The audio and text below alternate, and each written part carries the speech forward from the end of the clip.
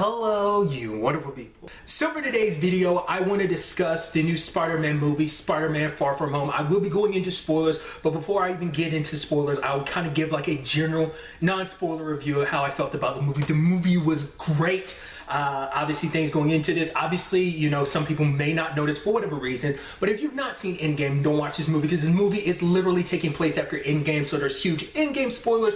The entire movie itself is one, but there's a lot of stuff that hits you right off the bat and you're like, oh, it was spoiled Endgame for whatever reason if you hadn't seen it, so do keep that in mind. But it was just a great movie.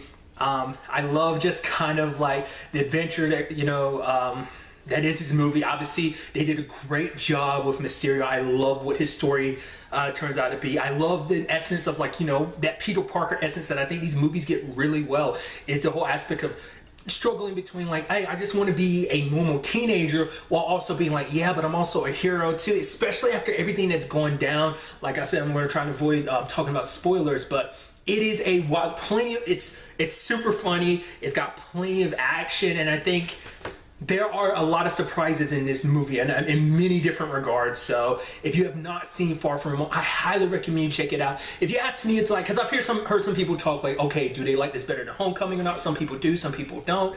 I don't know. They're kind of on the same par with me. I mean, to me, it doesn't matter. I love Spider-Man regardless. Spider-Man is my favorite superhero, so I'm always going to be biased when it comes to this stuff anyway. So I don't know. Like, this might etch it out a little bit just with everything that went down in it, but like I said, it more so than anything, it's kind of closely tied to me on being like Homecoming, like being tied with Homecoming, which Homecoming is my favorite MCU movie once again because I am biased because I love Spider-Man. So leave it at that. So do know that going forward I will be talking about spoilers. So if you have not seen the movie, do not listen to me talk about this movie. So you have been warned.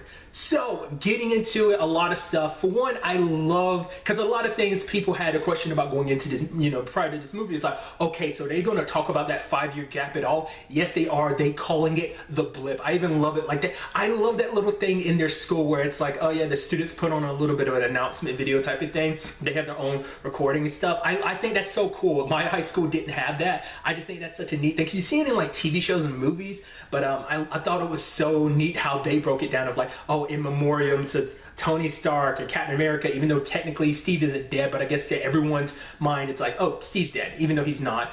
Black Widow and Vision, I just thought that was so neat, and it's just kind of like, holy crap. And obviously they answer it like, yes, some of our classmates have come back. By the time we came back, some of our classmates are 5 years older and everything. There's even a dude that's amongst a group that he is one of those people that's like, oh man, he grew like, they haven't seen him in the past 5 years. So obviously it's the whole thing of like, oh yeah, because I love how, like, because obviously they keep it isolated to the school, but you can feel the same thing applies, like the marching band or whatever. A lot of those members disappeared during like a game or whatever, and then like 5 years later it's a basketball game, which is so interesting because that was a conversation that kind of got brought up in Endgame of like, okay, would all sports stop? Like, how would people handle things? It's like, okay, they went through school kind of normal. It's just kind of like 5 years later, it's just kind of like setting in that, hey, this is the reality of it. And so in the middle of a basketball game, people just pop back in, you know? So I just thought that was so, I liked how that was just executed and stuff like that. There's just so much fun in this. Obviously there's the whole thing about Peter, like obviously like struggling because, like, you know, people are asking him, it's like, are you going to be the next Iron Man and stuff like that? And it's a lot of pressure because for one, you're a 16-year-old kid. Yeah, you're a superhero and everything, but you didn't sign up like, oh, you're not, because for one, you're not even trying to replace Tony. I mean, like for a lot of people, it's like, oh, you're going to do this, but like for him, it's like, that's still a very fresh wound. It's like he lost his mentor. He lost someone he looked up to and worshipped, you know? So that's a hard thing to deal with, but all at the same time, people are telling you this and that. You need to step up to be Iron Man. Like, are you going to be the next Iron Man and stuff like that? It's kind of interesting because there's scenes from the trailers that weren't in the movie, which I'm kind of bummed about. But still, like the whole, when he's cracking on the cops being like, yo, like, I can't. If I would, you know, if I stuck around doing that, if I, you know, I wouldn't have time to do your jobs. And well, that wasn't, there's a lot of stuff that was actually in the trailers that's not in the movie, which is interesting. And obviously a lot of stuff they kind of, you know, they do their trickery in the trailers where they change a little details like that.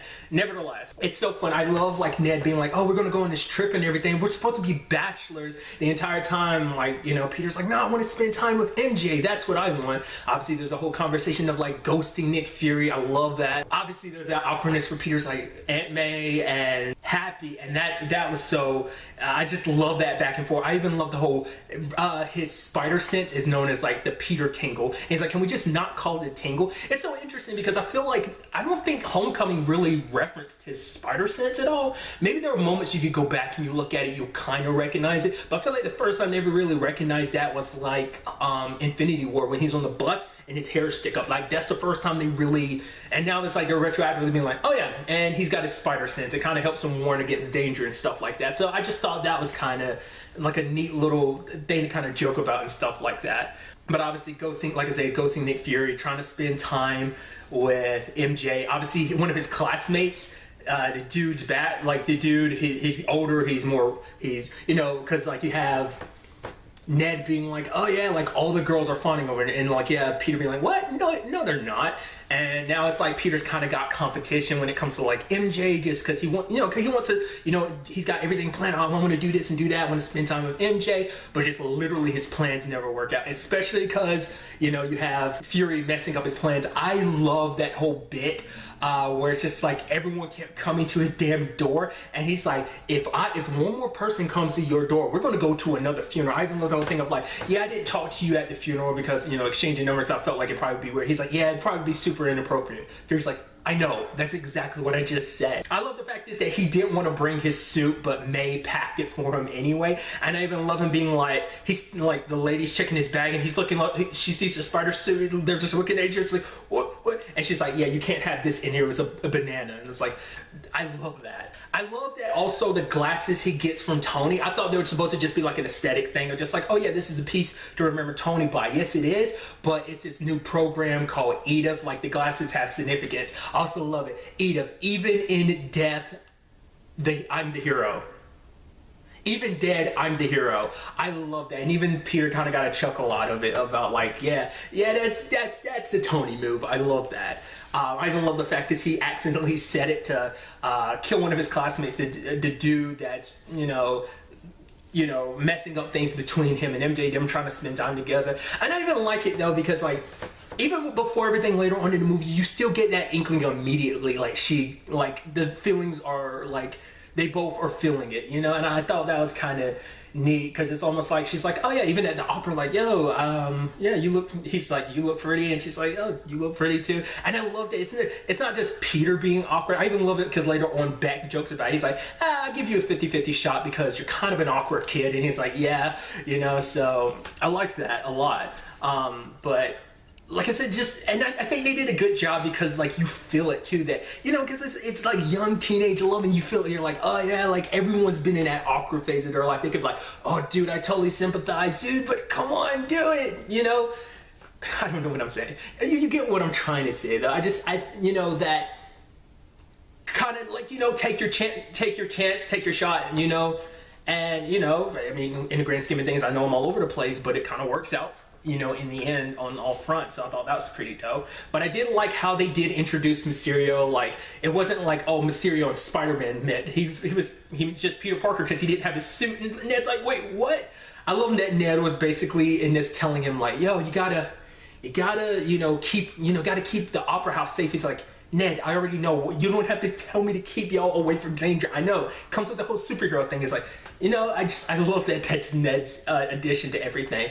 But like I said, like the fact is he was being himself, but he also had to put on a mask. Knocking his head against that bell like twice, not just once, twice, was great. Him like trying to web and keep the buildings stable and everything. I loved it. And obviously Beck doing his thing as well. It's kind of interesting how everything works, because obviously like Fury and Hill met back in like Mexico like a week beforehand, and then everything that happened, it's like, oh, I was actually trying to get you to come to London in the first place. Well, on your trip, like, was coinciding with what was going to happen anyway. I was trying to get you here, but hey, your trip ended up bringing you here. I even love it later on when like Peter's like, I don't want to be a part of this situation, so I'm just going to walk away. And obviously, you know, Fury hijacks his, you know, vacation and ends up kind of forcing their trip to kind of coincide with where they need to go, like the whole Prague situation. I love that. I also love it just being like, oh, where's Thor? Off-world. What about Doctor Strange? Occupied. Captain Marvel, don't you?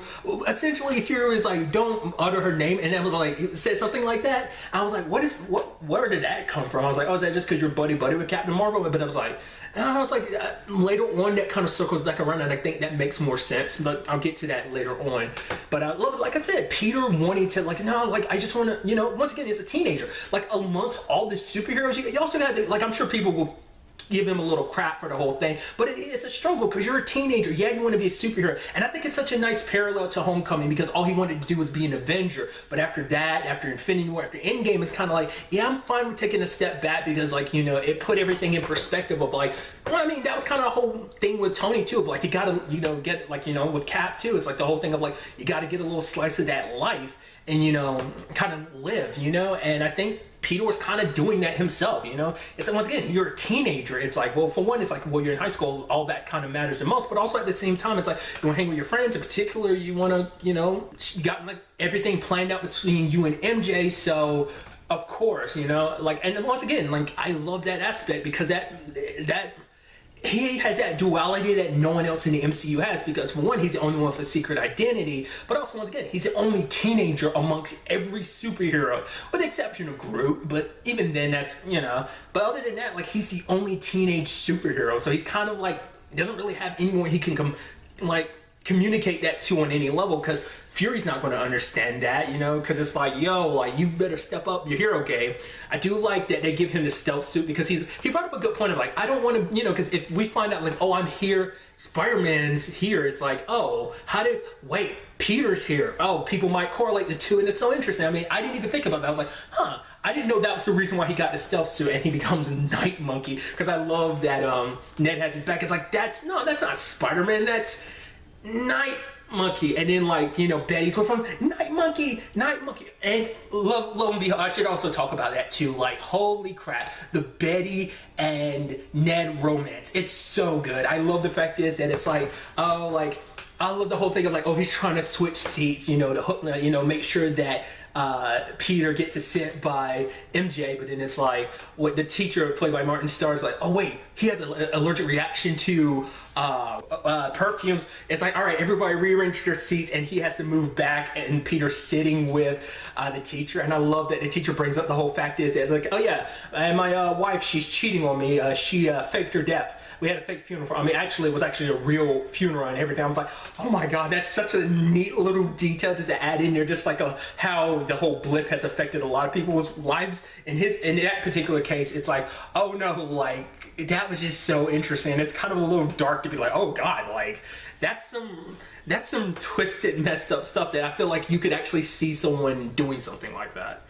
But nevertheless, like, Ned and Betty, it didn't seem like they got along, but then the moment they get off the plane, it's like, oh yeah, we're officially boyfriend and girlfriend now. And Peter's like, how did that happen? And so it's so neat, and they're just like cute and adorable. It's like, babe, and it's like, Ned. I love that. But getting back to it, I think they did a good job with the whole Quentin Beck situation. Like, I was thinking they were going to lean into it a little bit more and make him more of that, like, Iron Man, like, mentor thing. It's not necessarily that, it's more so the whole aspect of like, he's a friend because he can understand. It's like, you know, because he doesn't really, because like, other than Tony, like, Peter hasn't really talked to any other superheroes. I mean, at least that we know of within the continuity of these movies at the very least. Tony's the only hero he's ever really interacted with, so he never had those casual conversations. You know, Tony's been a hero a lot longer than Peter has, but it's like, so is Beck, but like, Beck is willing to understand him and talk to him and be like, yeah, I know this whole superhero thing. It's like, yeah, it costs me my family. I know it's rough, you know, but the fact of the matter is you should be able to just kind of live your life. That Fury shouldn't just be kind of expecting this much from you, but it's like, yo, they make such a good team together and everything. I even love, there's even like a joke. I want to say it was like, wasn't it Flash that was looking up something online and it's like, oh yeah, so-and-so, and they reference Hydro Man, and like, you have MJ being like, really? You believe everything on the news? And because everything on the news is, or on the internet is real, is what she was saying. And it's so interesting, because that's what the whole thing was too. It's like, oh, okay, so some people have thrown out the elementals, but like the whole water thing, I was like, oh, is that Hydro Man? But it's like, no, obviously, you know, we find out later on, but I just thought that was kind of a nice way to be like, yeah, we could still do something with Hydro Man in the future, but right now this thing, it's not Hydro Man. but I just love that being a little reference. It'd be like, hey, nice. I just kind of like, I really got a kick out of that one for whatever reason. Just because in my head, I was like, oh, like I think a lot of people are thinking maybe this was Hydro Man, you know, maybe it's Sandman and this and that, but it's like, no, just the elementals in general. I love that the dude, I'm blanking on his name, I'm going to just call him the dude, who's got it out for Peter, where he's like, oh, he catches him like taking his clothes off to put on his suit, but that woman's there too, and he's like, oh, taking a picture of it, and she was about to shoot him, and Peter was like, no, don't shoot him. He's like, dude, I can explain. He's like, I gotta show this to MJ, can't have lies and stuff like that. And it's like, I even love that flash at one point when they were on the we're driving, like he took the glasses from Peter, and Peter's like, come on, give him back. It's like, yeah, the missile's literally coming here to kill home dude, and he ends up hitting Flash and taking the glasses back. He's like, I'm so sorry. And the girl nearby is like, did you just punch Flash? It's like, what? No, I didn't. But it's just so good and so smooth. I love the whole thing of like, you know, wait till everyone's back is turned and then doing your superhero thing, because that's something no other superhero has to worry about. If they had to do their superhero moment to keep his identity safe, it's like, oh yeah, I'm about to do it. Like, ooh, I, you know, webbed up the drone so no one saw it, so it's like, oh, good. And it's like, I jumped back down, it's like, oh yeah, oh man, that's crazy, right? I love that aspect, that like something only you can see with Spider-Man, and I think that's such a fascinating thing. I also love the whole situation with like, you know, it's like, oh, Peter comes back after everything, and it's just kind of like, oh, I missed my chance with MJ, but he goes to her door, but she's opening it up, and it's like, oh, do you want to, I don't know, she's like, yes, and it's like, yeah. And they, like I said, they're so cute together. They have such good chemistry. I love the fact is that, you know, it's like, oh, where are we going? And he's like, you know, I gotta tell you something I've been wanting to tell you for a while. And she's like, you're Spider-Man. And he's like, what? She's like, it's pretty obvious. I'm like, what? I was like, she never really explained how she jumped to that. Well, she did actually. She was like, oh, the fact of the matter is what happened in Washington, you happen to be gone, Spider-Man just happens to show up, and now the same thing happens now too. He's like, what? No, it's not me. And then there was an interesting development where he's like, wait a minute, did you only ever look at me because you thought I was Spider-Man? And she's like, yeah, of course. Why would I look at you for any other reason? Whatever reason why I'd be staring at you. And he was like, oh, no. Why would you? It doesn't. And I was like, oh, that's so heartbreaking. But by her awkwardness, you can tell it's like, no, she actually liked you before she found out you were Spider-Man. I thought that was so cute. And then like, it's like, oh man, everything's going down. The moment I was like, okay, so where's this all gonna go with Mysterio, was the moment he webbed that machine. I was like, okay, there we go. Yep, it's definitely all a lie. Everyone had that inkling, but still, you know, it was pretty dope. But then finding out, like, they're like, oh, holy crap. And he's like, all right, I'm gonna tell you the truth. I am Spider-Man. She's like, wait, what? You're seriously, are you messing with me? He's like, no. And she's like, oh, good. Cause like, honestly, I was just guessing. Like, I was like 67% sure. It's like, it is so interesting that she kind of threw that out there to see, but it's just so interesting. She had figured it out, but she wasn't 100% sure. I thought that was so neat. I mean, I'm circling around it, but like going back to it really quickly, the whole Beck situation I thought was so fascinating. Like understanding who he is, like little details that kind of circle it all back, because he's connected to, you know, the Starks because he worked for Tony. The fact of the matter is the device he uses in Civil War to be like, oh yeah, that old memory that he kind of brought together, that's the tech that Quentin Beck made, and Beck got fired because he seemed like he was a little crazy. One of the dudes that works with him, the one who was mainly working the machines and stuff, that dude he worked for Obadiah. He was someone from like Iron Man 1. I'm like, dude, the connections to stretch that far back. And it makes sense too, because like obviously this is post losing Tony and how important Tony was to Peter. It's kind of interesting to take these storylines that are connected to him and pull them in like that, because I love Beck got pissed because it's like, what did he name my technology? Barf. That was like the nickname for it. And so that's what this is all about, because it's like, he's like, Stark was so powerful, rich, and all of this, but he kind of like, it was like out of anyone, he would be the one that kind of be honored as his hero and just looked upon on his pedestal. And then it's like, what would he do? He'd give that powerful tech to just some awkward teenager. It's like, no, this is our dude. It seems like basically everyone that worked for him was someone that worked at like Stark Industries or whatever. So that was so fascinating to make it seem like this whole thing was kind of like a spiteful thing. Like everything he did, all the instruction calls, was to make himself seem like a hero, but not just in a hero in the sense he wants to be bigger than Iron Man. I mean, to be fair, he's setting himself up to be the next Iron Man. And it's so sad because for like because he is the way he is, like, Peter took this situation and thought of it as like, no, Tony gave me these guys because he knew I wouldn't be ready, so he knew that I would pass it on to the next Iron Man. He knew that I would be the one to be able to decide who would be the next Iron Man, and he chose Beck, because the moment Beck put the glasses on, and obviously still reeling from losing Tony, he saw Tony when he saw Beck put those on, and I think that's kind of like probably like why they styled his hair, gave him the beard in it, like to give him that look so he would look like Tony a little bit with the glasses on. So I thought that was kind of a nice way to kind of like bring that full circle like that. But to see the full scale of his illusions was so dope, just to kind of break it down. I even love he literally has someone writing a script. It's like, I love that, because it's not even, because typically his whole thing is like he's an illusionist or whatever, like a special effects guy on movies or something like that. It's kind of what his storyline typically is, but to make it so that he was working in, you know, at Stark Industries and stuff like that, and that's his backstory, and he just applied all that. But he applied, it's almost like they took parts of his backstory from the comic books and being kind of associated with movies and stuff like that, having a dude literally writing scripts for what he should say and just how things should play out. It's actually kind of like genius. It's almost like taking, they made it into a production, and it's just kind of like, oh yeah, here I am. I'm sliding into the projection of like, oh yeah, here I am with the suit. It's just little details like that were so neatly, it's actually spectacular to see it like kind of all in motion. I'll kind of get back to that in a second. One of my other favorite things is Ned, and he walks in and it's like, and he sees Peter put on his stuff, so it's like, oh man, yeah, that costume, yeah, that you got on. And it's like, no, like MJ knows. He's like, oh, and she makes the whole thing of being like, well, no, I've known for a while, so yeah, I pretty much figured it out. I even love Ned being like, oh yeah, you know, I'm his ally, you know. It's like, oh yeah, you know, I've kind of known the longest, you know, because I've known Peter for the longest too. So he's like, you know, it's no competition, but it totally is. I love that he kind of got like, whoa, you know, because later on it's like, we're FOSs. Friends of Spider-Man. I love that. So I just thought that was so neat. But easily, like when Peter finds out everything and tries to tell Fury the truth, oh, that dude, that looks so good. His illusions and everything, especially because it's like so trippy. It's like some Doctor Strange made Inception stuff, but just like everything. And then even the whole like, oh yeah, like using, like making that illusion of Tony coming out of the grave as Iron Man. It's like, that's so messed up, and using that against him like that. Even at one point making it seem like Fury shot him, but it's all, I was like, oh, this is still part of the illusion. And that's the sad thing, not being able to tell. Because obviously his spider sense to kick in by a lot of stuff, especially because he got hit by a train. That's raw. It makes you wonder, did they choose a train specifically because in Spider-Man 2 he stops a runaway train?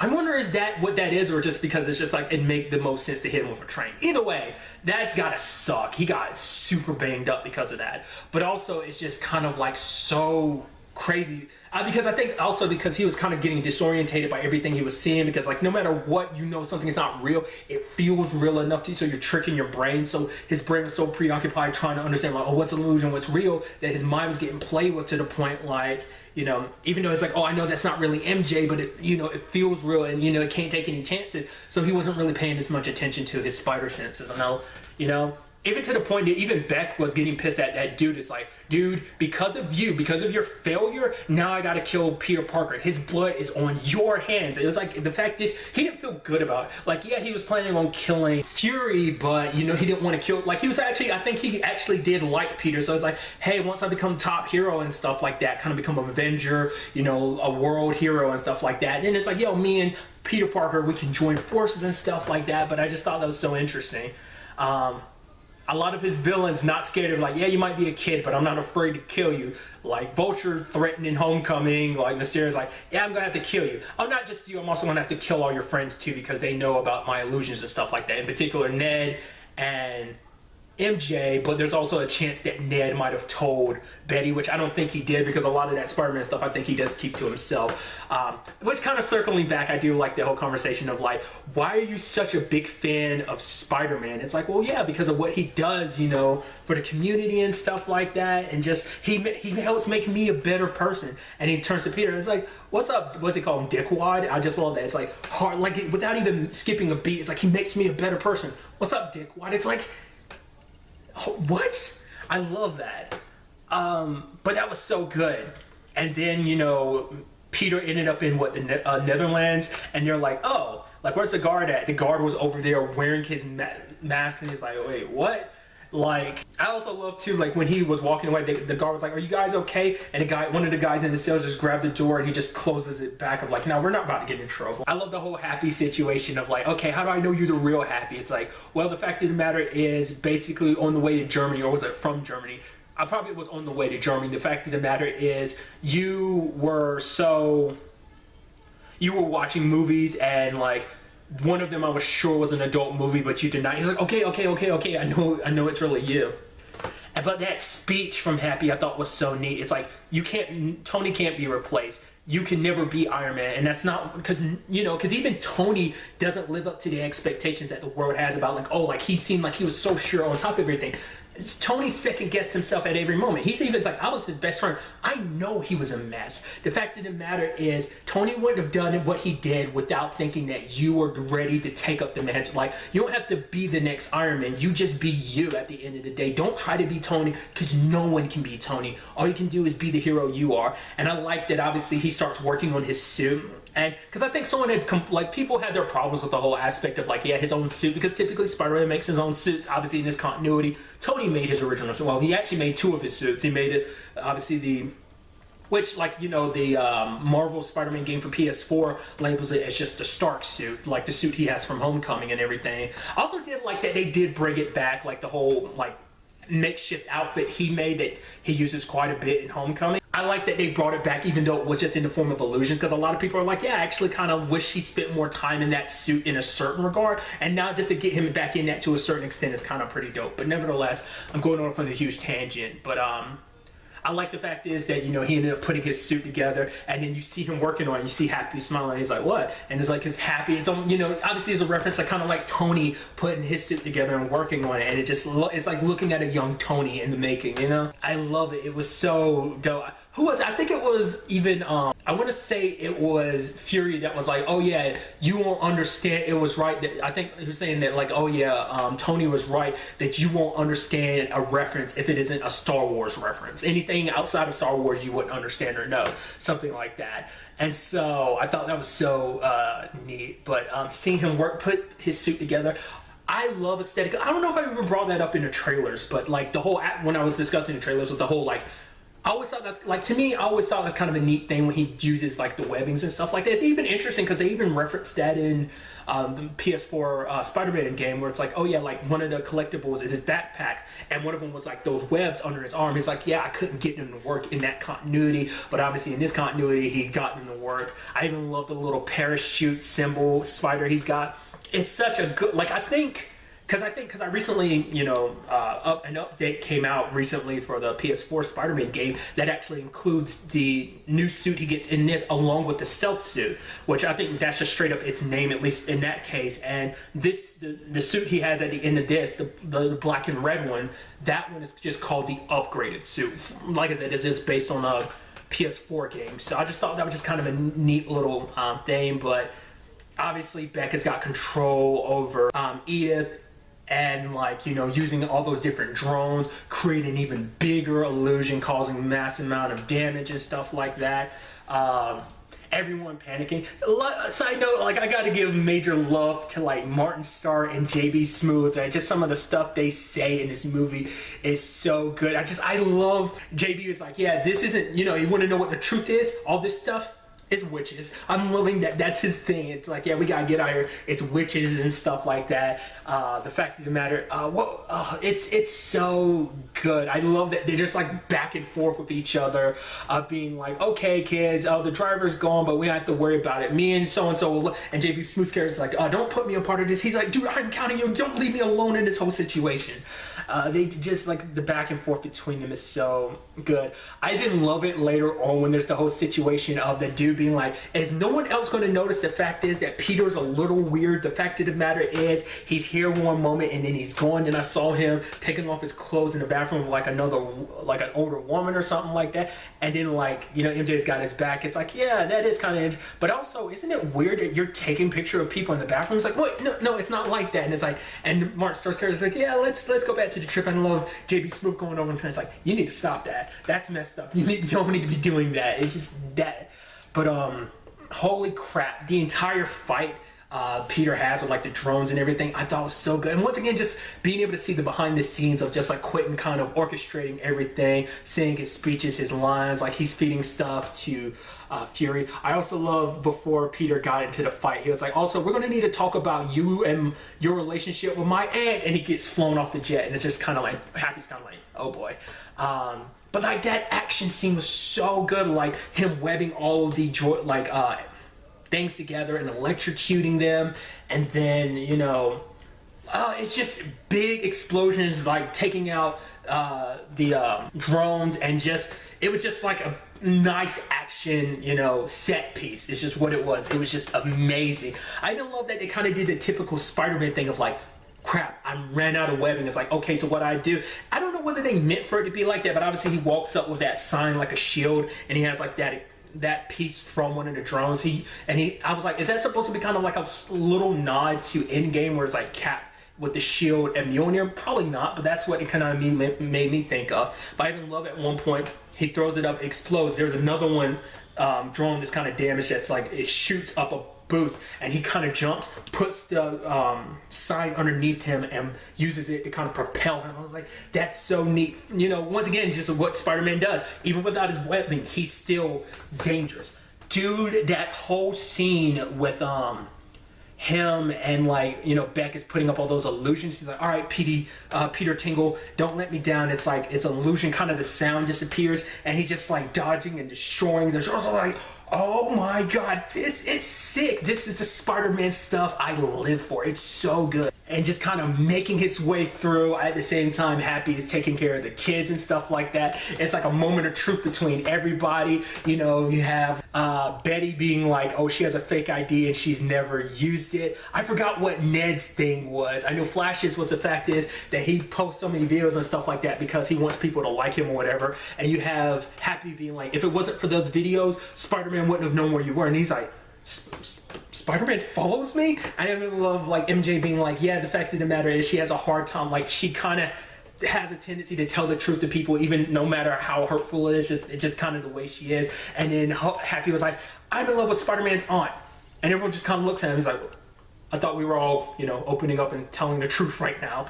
Also, MJ having her moment of taking that mace and heavily damaging that drone was, dude, it's just so neat. Just like everything, it's like, oh yeah, hand me that spear. Actually, and it's like, actually, it's a halberd, and it's just like, shut up, Ned.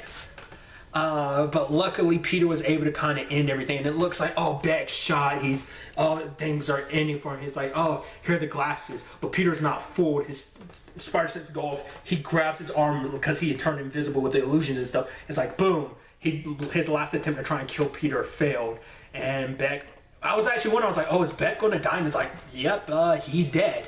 But then, like, the moment he was like, oh yeah, but I had the power to make people believe whatever I want them to believe. So it's like, oh my god. I was like, what does that mean? And obviously that means a lot later on, but I get to it soon enough. But I just thought it was pretty badass. Peter saved the day. He stopped all the bad stuff, got the, Edith glasses back, and then the whole thing with MJ, like I said, it's so cute. And it's like, yeah, she admits, it's like, no, like, I just didn't want to admit the fact is I've always looked at you before I even knew about you potentially even being Spider-Man, but even before I even thought that, and they kiss, and it's just like, yes.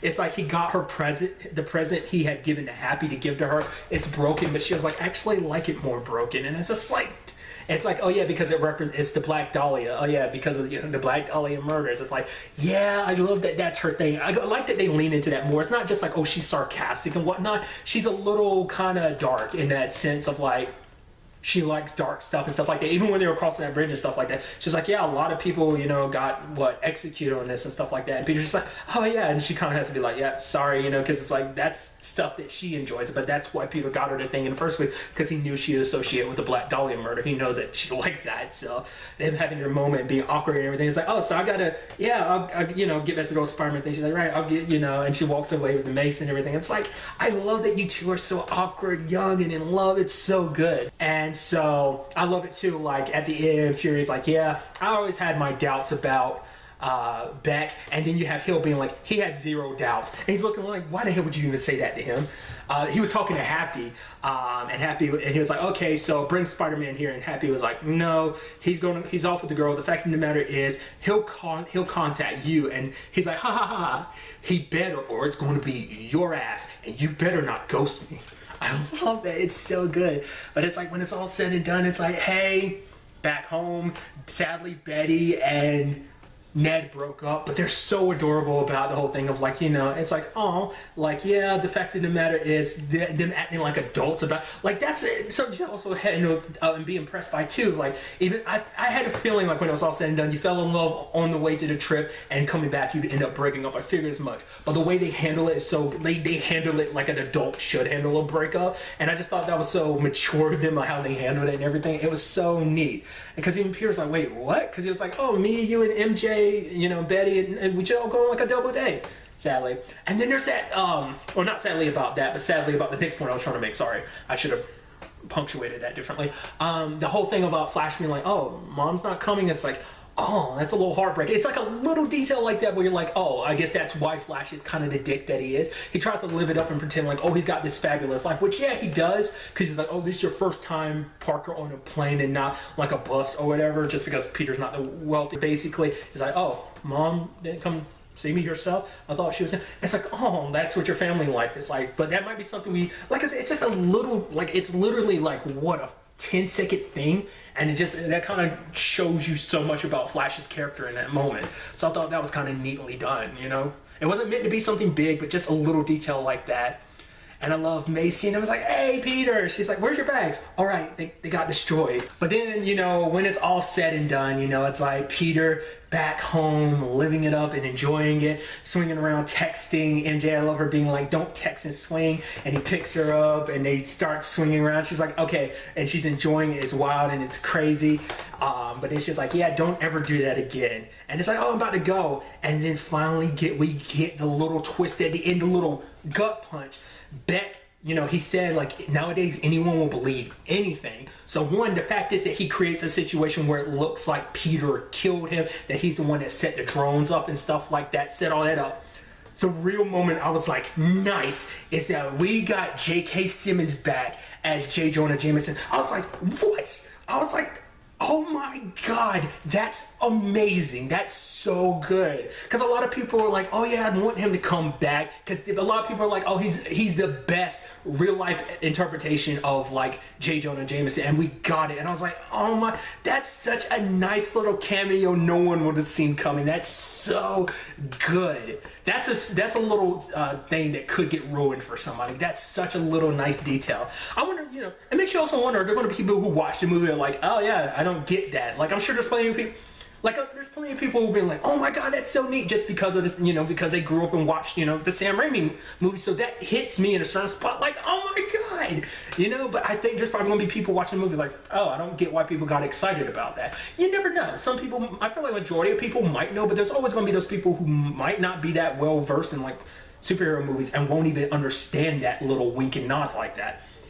Which also big, well, it's not like it's saying this takes place in the universe. Once again, it's its own continuity, but it's still a nice touch. I hope he does continue being J. Jonah going forward, especially the Daily Bugle situation. It is nice to kind of bring that in this continuity. I don't know if anything in Homecoming set that up. There's stuff in Venom, I think, that reference the Daily Bugle, but that's about it. But nevertheless, the twist of Beck being like, not only did Spider-Man do all this stuff, he's also Peter Parker, which all that, and then like Peter's like, what the? And it's nice to kind of reference that back to how Homecoming ended with like May finding out about him being Spider-Man. I thought that was kind of a nice way to kind of tie that together. But it's like, holy crap, not only are you going to be not just public enemy #1, the world's public enemy #1, because they're going to think everything that went down in London was your fault. Plus you also killed Mysterio, who was like, oh, being egged up to be like, oh, this great hero, basically the greatest hero we've ever seen. He was struck down by the villainous Spider-Man. And that's such an interesting way, because obviously this movie is the end of phase 3. That means going forward on Earth, Spider-Man's #1 enemy, and everyone knows he's Peter Parker. But then again, it's going to be that thing of like, okay, how is Peter going to handle that? Like next time we see Peter, like there's going to be like news vans, like everyone's going to be chasing him down. Like no matter what he does, he's probably going to try and clear his name, but like no one's going to believe him because of the setup John Beck did. And it's like, you know, I think it's going to be a situation where Peter's going to have to like make people see like, oh, I am not Spider-Man. I think Flash might be one of the few people that goes like, oh no, there's no way Peter was responsible. Well, it'll probably break his world a little bit, because he's like, wait, Dickwad Parker? He's Spider-Man? My hero? The person I look up to that's so mega cool? So once again, it's also going to be interesting too, because, you know, he's a high schooler too. Like, that's going to be crazy. That's a nice way to kind of sucker punch you at the end of like, holy crap. Because once again, like, Peter's one of the few heroes, if not the only, when you, because once again, I'm not really sure what T'Challa's whole situation is, like how much of the world knows he's the Black Panther. He might be the only other superhero that doesn't have a secret. I mean, that might just be a Wakanda thing of people knowing he's the Black Panther, but outside of that, no one probably knows, potentially. Maybe S.H.I.E.L.D. being the only exception to that, but still.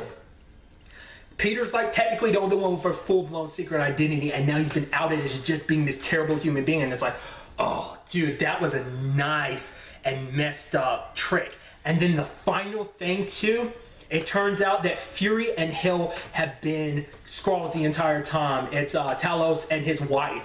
That's so interesting because it adds this element of like, it makes sense why he made that Captain Marvel reference. It's like, no, don't even utter her name. She's too busy out there saving the galaxy. That's my immediate thought, was like, okay, because I was like, wait, does that mean they've been them the entire time? It's like, no.